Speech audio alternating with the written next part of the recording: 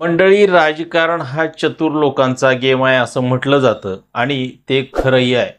कारण बरेच राजकारणी हवा बघून निर्णय घेतात.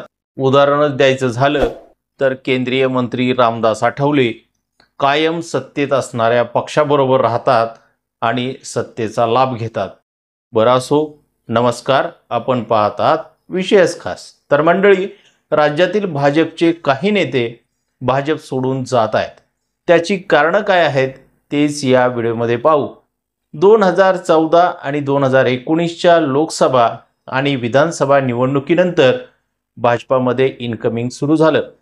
प्रामुख्याने काही नेते मंडळी ईडी आणि सीबीआयच्या धास्तीने तर काही सत्तेत सहभाग असावा या कारणाने भाजपवासी झाले.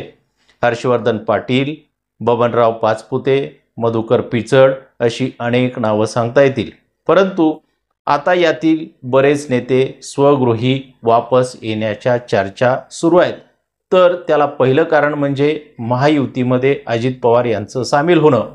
अजित पवार महायुतीमध्ये सामील झाल्यामुळे जागा वाटप जेव्हा होईल तेव्हा उमेदवारी मिळण्याची शक्यता नाही असं दिसू लागल्यामुळे नेते भाजप सोडून जात आहेत असं सांगितलं जातंय. उदाहरणच द्यायचं झालं तर इंदापूरची जागा राष्ट्रवादीचे अजित पवार गटाचे आमदार दत्तामामा भरणे यांना महायुतीच्या फॉर्म्युल्याप्रमाणे मिळणार असं दिसत आहे. म्हणून हर्षवर्धन पाटील यांनी राष्ट्रवादी शरद पवार गटाची वाट धरली असं सांगितलं जात आहे. त्यानंतर समरजित घाटगे कागलमधून शरद पवार गटात जात आहेत. तिथंही कागलची जागा मंत्री हसन मुश्रीफ यांना सुटणार आहे. त्यानंतर दुसरं कारण म्हणजे नेते भाजप सोडून जाण्याचं, ते म्हणजे नुकतंच झालेल्या लोकसभा निवडणुकीत महायुतीची झालेली पिछेहाट. लोकसभा निवडणुकीत भाजपसहित महायुतीला मोठा धक्का महाराष्ट्रातील जनतेने दिला आहे. त्यामुळे विधानसभा निवडणुकीत सुद्धा लोकसभा निवडणुकीचाच पॅटर्न राहण्याची शक्यता वर्तवली जात आहे.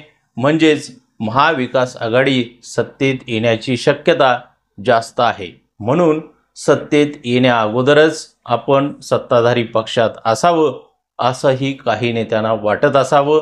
म्हणून भाजप सोडून नेते जात आहेत असं सांगितलं जात आहे.